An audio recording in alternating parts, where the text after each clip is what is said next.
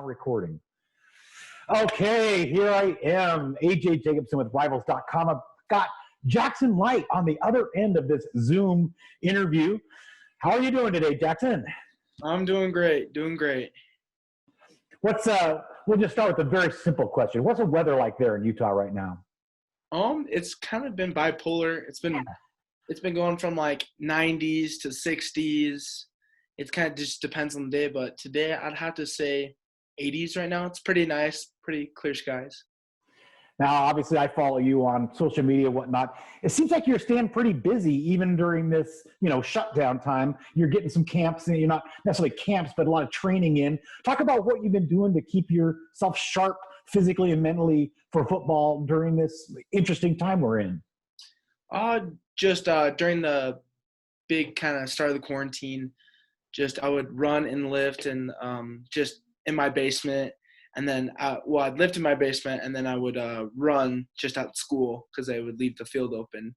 So I got to do that. But now I think it's been 2 or 3 weeks in Utah we could be with our team. Oh. So we've been just lifting and running every day with our team and starting things up there. So that's what I've been doing. And just with the different camps, because Utah has been kind of opening up more, that I've got some opportunities to go to just a little bit of different camps and different team camps and that kind of stuff. So, yeah. Yeah, kind of look pretty active out there. And I saw some clips that you put up from that last, I think it was probably a camp you were just in. And I just have to shake my head because you were just blowing guys off the line. And then I didn't know you had that little sweet spin move I saw on one thing where you just kind of abused that guy trying to block you. So in that camp, you went both offense and defense. Talk about when you put stuff like that out. Obviously, the guy that tried to defend you or tried to block you is embarrassed, right?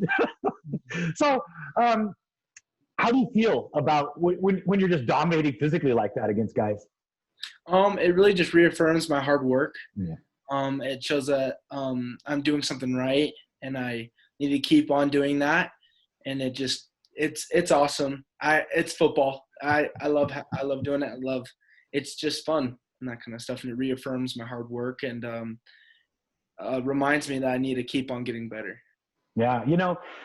My high school coach once accused me of being too nice a guy on the field. And what's funny is you're such a nice guy off the field, but just like a guy was talking to me the other day, Brandon Buckner, when he gets on the field, you guys both just flip a switch and you're just kind of like nasty guys. Mm-hmm. What is it? I mean, how can you just be so bipolar on and off the field? It's a little bit of a switch. I don't know. I think I kind of just take all my anger and just different things that like sometimes irritate me, and I feel it towards the football. And like there's social media, there's all that, like there's going to be haters, and I'm not going to say anything to them there because I'm not trying to give them satisfaction, but like it's good to take that and have somewhere to output it kind of there. And also like I'm a nice dude off the field, but like when I get on the field, I like being a mean dude, being nasty. And I think that's just kind of the qualities I have that really helps me as a player. So I love my offensive lineman nasty. I think that's how you win the trenches, is by just being a 100% guy every time and trying to embarrass the guy across me. That means you dominated. That means you're helping your team out. So absolutely. I saw those clips. I loved them. Just loved them. I couldn't have liked them more. I was kind of joking about embarrassing the guy, but hey man, I would have been embarrassed if I were them. You're abusing them, So, another thing I want to talk with you about is you are so active with kind of like as a leader. For one thing, on your high school team, but even amongst the group of class of 2021 for the Ducks, you're a leader of that group. Talk about that and what that's been like for you being a leader of that class of 2021. Oh, it's been awesome. I really think it's not just me. I think it's also Keith Brown. It's everybody. Everyone's leading each other, and we're kind of just as a team in that way. And I love it, and I'm so humbled to be a part of this class because it's insane offense, defense, and most importantly, who the people are. Like, these are great dudes. These are dudes that I see myself being friends with my whole life. So I'm excited there. And it's been awesome. I feel like I'm the one that has a little bit more juice and kind of I'm a little bit sometimes bossy sometimes in that way, but they're awesome. It's been a great experience, and I am so excited to get to play with them and battle with them and fight for them.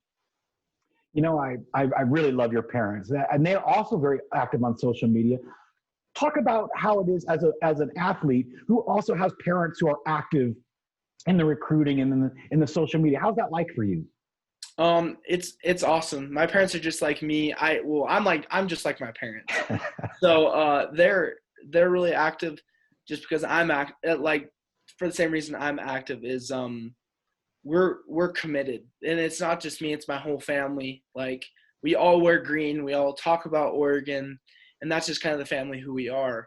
So it's awesome, and it's cool, and it's for sure a help with recruiting. My mom's really out there. She has her own podcast. Like, it's awesome, and I think it really helps with recruiting, just because you get a standpoint from not only a coach but a recruit, and then the parents of a recruit.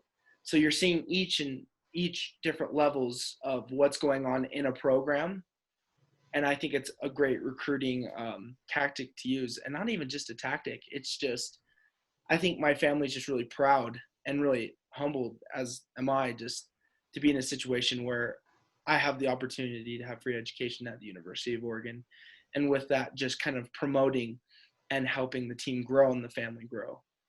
You know, family is something that just keeps coming up ever since Mario Cristobal took over. I mean, lots of programs put themselves out there and talk family. We are family. We're family. It's real with this Oregon staff under Mario Cristobal. I think it trickles from the top down. He's a real family man. He treats families. He recruits families. So I can see how a family like yours, who's all in, would be attracted to a program like Oregon, who's so family oriented and all in. Talk about that aspect and how that's helped seal the deal for you. Um, it was a thing that shown up like right off the bat. Because I in my recruiting process, I went to different colleges, I went to different places, and like conversations about facilities, teams, like kind of like that. But the biggest thing for me that I learned and had to kind of find out for myself is I'm looking for a family feel. And when we got to Oregon that first time, it was very much a family feel. And I felt right at home. I felt right at home. And it was a spiritual experience for me, because I love that place, and I wish I could be there as much as I can. But the family there, it's family all the time. And I think that's why they're such a good football team is sometimes from other programs, you get a lone wolf mentality of individuals making plays and individuals making a team good. But at Oregon, it's we have to fight together. We're gonna win together. We're gonna do it for each other, and the mentality of, but we're gonna compete against each other. You know, be it like two brothers fighting with each other, but they're still gonna come to the dinner table, and they're gonna be brothers in the family. And we saw that. I saw that, and my mom saw it. My dad saw it, and we all kind of saw that feel. And I think we all knew that that this was the program, and this is the premier program, not only just from a football standpoint, but for me developing as a person. You know, one of the themes that keeps coming up as I'm speaking with your class is that all of you guys seem to be coming from outstanding football programs. I mean, we're talking like guys from Chandler, Modern Day, and just you look at every single one of the commits, and he comes from a really solid football background. I don't know if people understand this, but Corner Canyon is one of the top maybe 10 football teams in the nation last year. Really a good team. You guys were 14-0. Yeah. What is it that sets Corner Canyon apart? What makes you guys elite? How did you get 14-0? What is it about Corner Canyon that made that happen last year? Same thing as Oregon, coaches, straight coaches. Our Draper, the city, and Corner Canyon in general, we are so lucky to have our coaches. Our coaches are phenomenal and the best in the state, and in my opinion, the country. Before my freshman year, we weren't doing that great. I think we went 6-6 or something like that the year before I got in. Well, our new coaches got in too. And it flipped like that. It just coaching sets us apart in our preparation. I feel like other schools kind of throughout, they start kind of normally they'll kind of start in that springtime type thing, but we start January 1st. Like, we're in the weight room at 6 a.m. every day.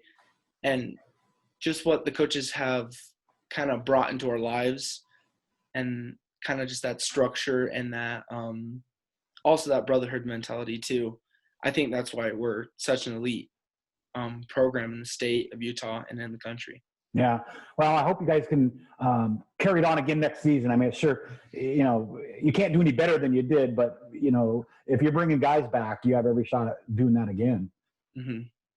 Okay. So you guys haven't been out to Eugene in quite a while because of the shutdown situation. What are your travel plans upcoming? I mean, is there any definition of when you might be able to make your next visit here to Eugene?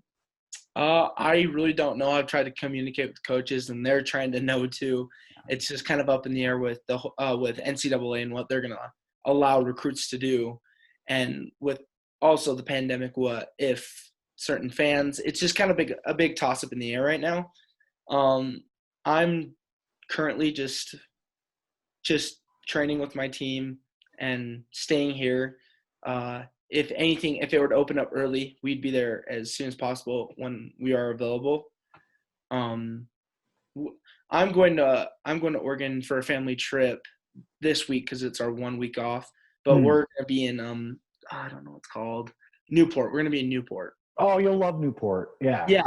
So we'll be there, and we do one trip a year with our family, and we decided to go to Oregon this year just because I'm going to be living up in there. So yeah. You can't go wrong with the Oregon coast this time of year. It's going to be gorgeous there in Newport. Nice. Yeah. Very good. Another question I had for you is about group chat. All the guys have been kind of mentioning group chat. What do you guys talk about? To explain a little bit more to people that are watching this, it's when you recruits from class 21 are getting together and chatting with each other. I assume the mediums, well, explain how that works and what you guys talk about in that. We're just kids. We're kids and we're recruits and we're everything like that. It's awesome. We just talk about just our lives in general and what kind of things are going on and how everyone's doing and if anybody needs anything. And then it will flip whenever it'll be like, hey, like this dude, like we need to talk to this dude. He's really high on Oregon right now. So like, let's talk here, or just kind of that, just being normal kids, but also being recruits, and just funny things too, like different, like I don't know, like I have to think, like, and whenever anything happens good for any of us, like we're all like, hey, we all promote them and congratulate them, and when there's a new recruit, we light it up with Oregon stuff, like, dude, welcome to the family. That kind of stuff. So, yeah. So how do you reach out when a new recruit commits to Oregon to invite them to be part of the group chat? How do you let them know? So we just get their Snapchat and we'll add them to the group, that kind of stuff. But if we know they're going to commit before, we give them the option to get in there before. But yeah, it's just that kind of stuff. The thing that's cool about that is you guys are having a chance to bond even before you ever get here, a full year early. So that's kind of a neat thing, getting to know each other a little better. Mm-hmm. Okay, last question I've got for you. And I've been asking everyone the same question as the last question. What message do you have for Duck fans? Ooh. I just want to say thank you to all of them. They're wonderful, best fans in the nation, easily. They're great, and they've changed my life, changed my family's life, and they're a big reason why that Oregon is what it is. And I just want to say thank you to each and one of you guys that comment, retweet, send good love, send good vibes to me. And I'm excited to get up to Eugene and fight for you guys and hopefully make an impact for you guys. So I just want to say thank you to the Duck fans. Very nice. Well, Duck fans, there you have it. Jackson Light, he's the number 4 rated center in the entire nation. And I think he's underrated. We'll work on that. So, hey, man, thank you so much for taking the time to talk to Rivals.com, and have a great rest of your day. Thank you so much. Say hi to your mom and dad for me. Will do. All right. Thanks, man. See ya. Bye.